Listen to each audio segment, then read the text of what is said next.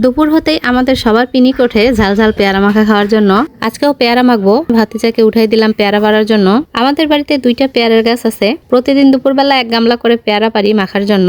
এতগুলো পেয়ারা পাড়ার কারণ গত 2-3 বছর ধরে পেয়ারাগুলোর মধ্যে পোকা হচ্ছে। পোকা পেয়ারা মাখা খাওয়ার জন্য এই 2জন আসে বসে আছে।